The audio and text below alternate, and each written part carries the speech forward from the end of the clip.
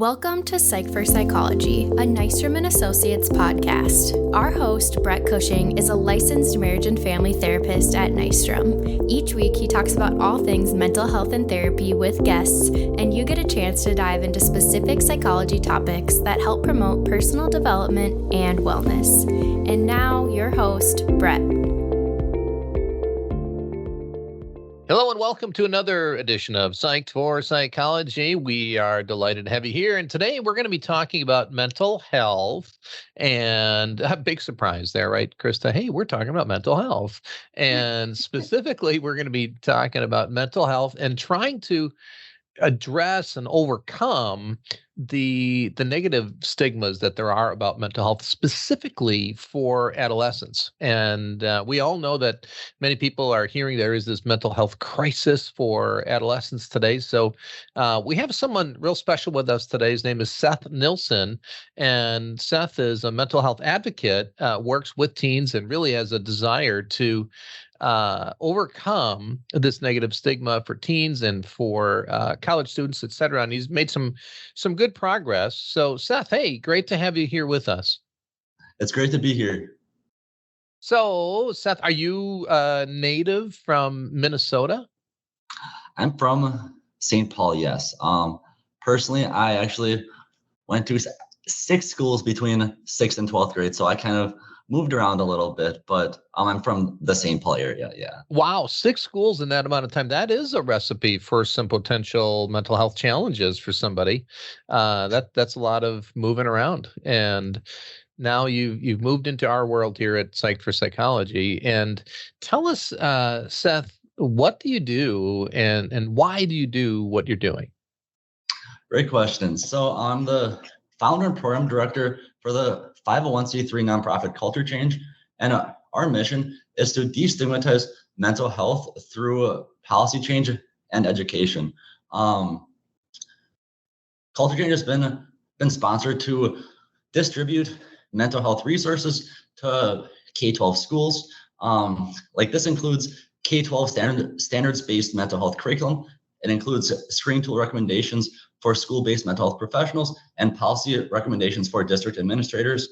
So through all of this, we really enjoy being able to provide schools and districts with the necessary tools to provide effective education to students and provide the students the tools to have the resources and the skills to reach out for help when needed, because otherwise, like as I'll talk about in the future, our current teaching practices oftentimes don't promote practicing the skills, articulating like how to reach out for help, and just in general providing students those tools to be as successful in proactively addressing their own mental health.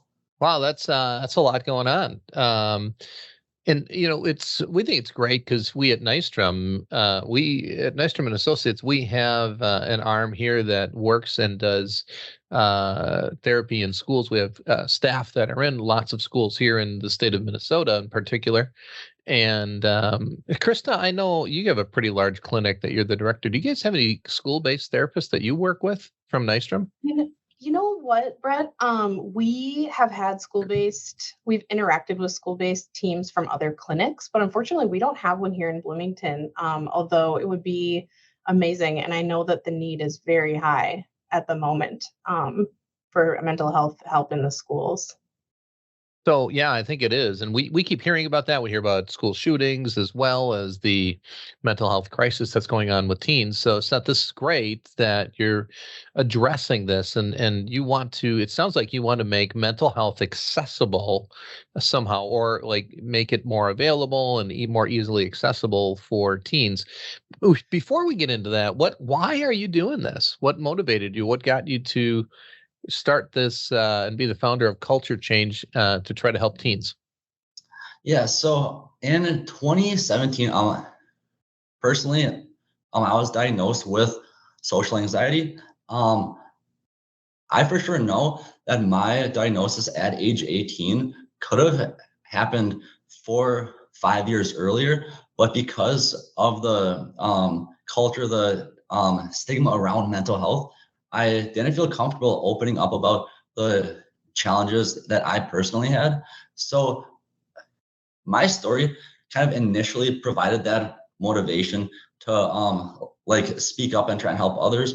But then since like I've been able to face those challenges and kind of grown a person in terms of that sense, I've noticed a lot of people close to me who have struggled a lot more than myself. So it just means a lot to me to be able to be a voice for the other people who aren't necessarily always able to be a voice for themselves. Yeah, because you really didn't have a voice for yourself. Like you at age 18, you had that diagnosis, social anxiety. And what was that like leading up to that? For like, you said years prior you probably had social anxiety. So what was it like struggling with that? Not, I mean, really even knowing it was social anxiety, I'm assuming, and like you kind of had nowhere to go. What was your world like? Because I think that gives us a window into many teenagers today. Yeah. So in terms of my experiences, I know that my anxiety kind of grew from the beginning of high school to the like latter parts of high school. It began with like presentations like in front of a class, and it kind of trickled into just other aspects of my life. I know at one point, just like answering the phone or like ordering at a restaurant became a social anxiety provoking situation. And so like all of these situations that would cause potential social anxiety, I started to avoid. And then because I would avoid these situations more and more, then the anxiety in those situations would grow and grow. So it just took a lot to be able to like really reach out for help. I personally reached out for help. It was the second to last day of high school, and I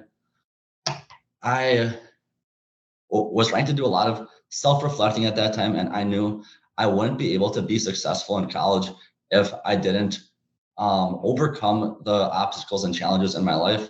So that's kind of how I navigated stuff. And then in college, I just pledged to myself that I would stop avoiding those situations. And then as I stopped avoiding those social anxiety provoking situations, the situations became easier and easier with more positive experiences. Wow. Sounds like a great story that you overcame, and really sad too. Like you made this vow the second last day of high school. I wonder what high school would have been like for you had you addressed this early on. Do you ever think about that? What it would have been like for you and how different it would have been? I do. And I try not to reflect on that too much because I'll say I'm thankful. I feel like I met a lot of great people, great friends, but I don't necessarily love to think back and think, oh man, if I did this, then situations X, Y, and Z could have been like this much better. So personally, I try and think a bit more like to the future and think, oh, if I continue doing this, then my life from right now, ages 24 to like the rest of my life can be this good because I'm proactively addressing my mental health. Yeah, the only reason go ahead, Krista, please. Oh, I was just going to say, Seth, I give you a lot of credit for even just speaking as openly about it today as you are. I know I struggled with some anxiety and depression in high school, and that was, longer ago than I'd like to admit. But I think even just the fact that you're able to say like, okay, this was my experience in high school. I didn't necessarily get the help at the time that I needed, but now look at how you turned it around into kind of this, I believe you called it, is the title of the program is Culture Change. I mean, that's a really powerful name. Yeah. Is that what it's called? Culture Change? Yeah, Culture Change. It really speaks to exactly what needs to happen. And so you're trying to create this change about this negative stigma, that you felt when you were in high school, and I know many teens do, and in particular about social anxiety. Oh my goodness, there is so much social anxiety, and I think people don't even understand why. Tell me, Seth, what you think. This is my observation. Why social anxiety seems to be so much more prevalent. My thought is that I notice, because I've got kids, they're all young adults now. It's how old I am, but they, on social media, if they, for instance, said just the wrong thing, or if they said something that was not politically correct in just an innocent manner, or if somebody really disagreed or was offended by something they said, they could lose their entire friend network just overnight, and so there was all this anxiety of sort of putting yourself out there on social media and people being ghosted and being attacked, et cetera, if they said just the wrong thing. And so I see that as one of the contributors to social anxiety. Do you have any thoughts on that, Seth? I do. So with me personally, I think that my social anxiety began kind of before social media became as popular like as it is today. Mm-hmm. And so I'd say it probably played at some level as social media became more prevalent. But I feel like just not knowing what social anxiety was, like not being taught about social anxiety and the signs and symptoms to look for was kind of tough. I remember like walking in school and thinking that the experiences that I had were experiences that like only I had. At that point, I didn't realize that like what I had was something that other people also dealt with. And so like that's why I've got that firm belief that by educating students, then they're able to like understand what it is, then proactively address mental health by like talking to a like school counselor or a trusted adult, a parent. Right. So yeah. I think you really hit on something powerful there that many of us don't realize with teens, because they are so, quote, connected as social media is so much more prevalent and prominent in their lives. They're connected, but they're isolated. And so what I heard you say, basically, hey, I'm alone in this. Nobody really knows how I feel. That leads to this sense of isolation. And so the way if we are struggling with social anxiety, the way we treat that for ourselves is isolation. And what I heard you say earlier is I just had to start moving out and having kind of pushed myself into social situations in order to overcome it. So it's interesting that the solution we think we need for our social anxiety is isolation, and that seems to perpetuate and intensify it. And we really need to get out. But there's this stigma, this negative stigma about getting mental health, and can you speak to that, how you see this negative stigma in high schools for students? Yeah. So with my experience, my friends, my family, the people around me didn't necessarily always talk about mental health. And so it wasn't something that I really was even aware of as being like a prevalent issue. And in terms of like my school community, I took health class in, I believe, 10th grade. I think that was the only time I took health class. And I remember I learned about mental health by making a line between the word like anxiety and then the definition for anxiety.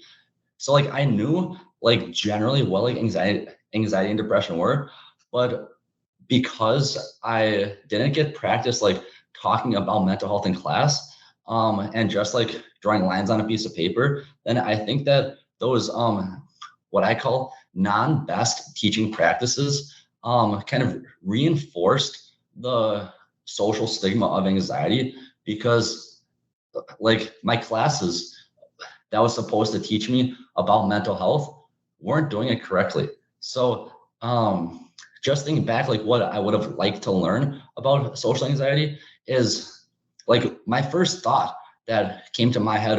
I heard the term social anxiety and I thought it was a person who was always anxious in social situations, and that wasn't me. So at first I was confused, but so I personally think of social anxiety as a set of specific phobias. It's not just like you're always like anxious in public. You're not always anxious here. It's just there's a few certain triggers that can like trigger a social anxiety response. And so not knowing that, not receiving the best education I felt like I could have, kind of reinforced that social stigma. Wow. So I think that's really powerful. Go ahead, Krista. Is that one of the things, I was kind of putting myself in the shoes of a high schooler present day, and I was like, okay, so if I were in one of the schools that you worked with, kind of how would I find out about what culture change is up to? Do you distribute materials, or do you do presentations, or? Mm-hmm. Yeah. So back in 2020, we got sponsored by the Mankato Clinic Foundation. We sent volunteer teachers to go teach the content. Since then, we've peeled back, like sending people to go present to classes. And right now we distribute our K through 12 standards-based mental health curriculum to either teachers, principals, or school administrators at the school board level. And then they're able to send off the curriculum to other faculty members. And Cool. So yeah, the curriculum is the most implemented part of what's called our school mental health framework. It's an all-encompassing framework that like has a lot of really good mental health resources to maximize school social emotional learning environments. But just starting even with like that curriculum and ensuring that students are receiving the best mental health education is super important, because that in my opinion is the best place to destigmatize mental health. I like that. What would be elements of good mental health education? Could you elaborate on that? Mm-hmm. So my personal top activity in the curriculum is called a 4-wall activity. The students are divided up into 4 groups. They stand up, they rotate around the classroom and answer a question on each of the 4 walls. After they answer that question, they move on to the next question. They add on to their peers' answers. And then after each group gets back to their original question, they share one of their answers that they originally said. Then one of the answers that they like that a peer added to their question. So just by doing that, just by standing up, by like getting out of our seats and walking around and speaking in a group, right there, that's practicing articulating just the topic of mental health. They're able to like have that conversation with people like in their class, in their peer circle. So all of the activities in the culture change K through 12 mental health curriculum are activity based. There's no attached like worksheets. There's nothing like that. It's art, exercise, like stand up and move around the classroom. It's goal setting and coping strategies based. Sounds really good. So how might that be different than traditional approaches to teaching mental health? Because I heard you say like, hey, in my health class, I learned about this and it seemed kind of limited. It didn't seem to capture everything. How might what you offer be different than because I haven't been in high school in my decades. And so we didn't even talk about mental health back when I was in high school. So I have no idea how it's being taught in high school today. Like what is it that they're missing, do you think? I'd say a few things. First, I believe I alluded to this a few minutes ago, but just not having like matching the definition with the correct term. It doesn't matter if you can identify what anxiety is or like what depression is if you're unable to like speak about it. So just making sure that the activities aren't like sitting at your desk quietly working on something. It's you're like engaging in a like drawing or conversation or skit or like other form of actually practicing speaking about the issue. That's the top thing. And then the other biggest challenge is oftentimes mental health is only taught in like a 10th grade health class. One great thing that I've seen recently is that teachers from other content areas are taking on the responsibility of teaching mental health because the topic is like so important to them. I know I worked a few months ago actually with a language arts teacher at White Bear Lake North Campus High School. So I think also just getting the content outside of the health classroom provides more ample opportunity to learn and destigmatize the topic of mental health. That's interesting. It made me think of physical education class and Phi Ed, and we'd go play bombardment, and then or do something, and that would be a couple times a week, every year, all throughout. And so what I hear you saying is, mental health is taught maybe one time, 10th grade, for one class. And it's interesting because physical health, Phi Ed class, it assumes that, hey, this is every day. We got to be addressing our physical health, and that's why they offer it as pervasively as they do. But I think you highlight something really important, that mental health is not something that we can just address and one and done. It affects so much. It affects our physical health, and our physical health can affect our mental health. So I so appreciate you highlighting that. I think one thing I really appreciate too about the approach, Seth, is just having the informational material out there. I hear a lot from parents, and I hear a lot from other therapists that they wish there was more like actual therapists in the schools. And while that would be very helpful, I think just having the information and having the teachers be educated is really powerful. And so that's what I like. It sounds like you're able to distribute this material and this curriculum right in the classroom, which is going to get, instead of a kid having to go and seek out someone in the, principal's office or in the nurse's office, like it's just right in the classroom, which I think is brilliant.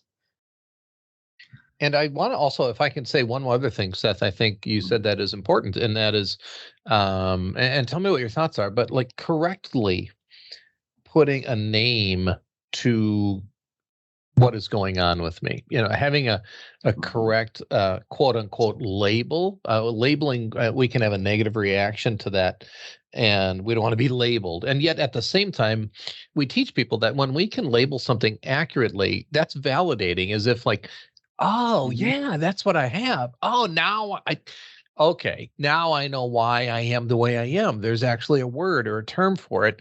And when we can do that, whether it's with a diagnosis or even just attaching the right label to our emotions, that validation is incredibly helpful. Did you experience that too yourself, like when you discovered your social anxiety and it wasn't just what you heard in 10th grade? Yeah. Great point. So I'll say that when my diagnosis happened at age 18, it was kind of a sigh of relief, because at that point, by like having that term, by having that label, I was able to kind of create a plan to address it. It's hard to work towards a goal. It's hard to work towards something if you don't have the challenge identified. So I think that's a good point. Yeah. So by just having that label, I was able to proactively like take the next steps in addressing the challenges that I faced and improving on them. And then to just kind of jump to a past point with the curriculum and all that stuff. So I heard teachers and students, the combination of education on both levels. Our school mental health framework also, I don't think I mentioned this, provides professional education development curriculum for teachers. So like that's another really cool bonus that Culture Change provides school districts within our school mental health framework. And one of the other best teaching practices I just want to touch on is it's really important for the multiple levels of education to be organized in terms of what they're teaching at each level. Culture Change's K through 12 mental health curriculum scaffolds all of our lessons. So our elementary, middle, and high school curriculum all builds on each other. So it's not just like you're taught mental health one time in 10th grade, you're good to go. In order to really get good at a skill, you have to continue to practice from like kindergarten, 2nd grade, 6th grade, 12th grade. It's not just a skill that can be developed in a 5-day mental health unit in 10th grade. It's got to be organized at the district level from kindergarten through 12th grade. You know, I had an image of something when you were talking about understanding. When you understand your diagnosis, then you kind of can develop a plan. I thought that was like so simple and yet very profound. I remember a time I was lost and I was with a friend and I was lost in inner city Chicago, not the place you want to be lost. And I remember talking to somebody on the phone and they said, "So, well, where are you?" And I said, "I have no idea." And, you know, they said, "Well, I can't tell you where to get to or where to go if I don't know where you are." And there was this feeling of despair. I knew that, okay, I'm in inner city Chicago. I need to get out of here, but I don't want to go the wrong way. I'm already in the wrong spot. I know that. I just don't know where I am. And nobody could help me if I didn't really know first where I was and tell somebody, "Oh, I'm at the corner of such and such." So, and I wonder if that's kind of a picture for many, many teens today. As they're going through high school, they know something's wrong. They're not where they want to be and need to be. And because they don't have the right education, like you're talking about, because they don't have an understanding of their diagnosis, they're kind of saying, "I don't even know where I am, so I can't even develop this plan." And what you're offering, I think, is a sense of hope, because you're saying, "Oh, here's where you are, and here's what's going on. Now we can develop a plan." And there's a lot of hope, I think, that comes with that. I agree. What do you think? How can schools better support you? How can parents? We have a lot of parents that listen here too. And how can schools and parents? I know Nystrom, like I said, we have therapists in many schools, and we're so delighted we can be actually in the school. We have educators, we have parents as well, and they might be thinking, well, how do we support you better? How do we support, destigmatizing mental health, making it more approachable for teenagers today? How would you answer that? Yeah, I'd say by just text and call, email to us. If it's a teacher, a principal, a school board member, it doesn't matter. You can reach out to Culture Change at culturechange@gmail.com. Text at 651-724-8132, and we'll create a plan to maximize your school's social emotional learning environment from the K through 12 level. So can you give us those digits again so everybody can get that real good, Seth? Yep. 651-724-8132. Well, this is super helpful. I've got my daughter-in-law. She's a kindergarten teacher. One of my best friends. He was a principal and superintendent, and I talk to them, and they say, yeah, the mental health issues of teens today are so pronounced. Can I just ask, like, what else are you seeing? We talked about social anxiety. Are there other things you're seeing that are on your heart that really are kind of a burden for you? What's kind of a burn for me is I think that there's been a lot of strides taken in mental health advocacy in the mental health field as a whole, in terms of destigmatizing mental health.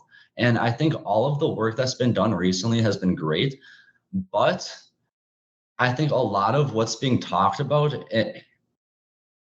it's not always followed up with action. It's people saying, oh, mental health of our students is important, but they're not necessarily following that up with an action plan to specifically address student mental health. So what culture change strives to do is to help schools create that plan to follow up on the initial initiative to address student mental health, because it's not easy to just create a comprehensive plan to address student mental health. So that's where culture change comes in right there.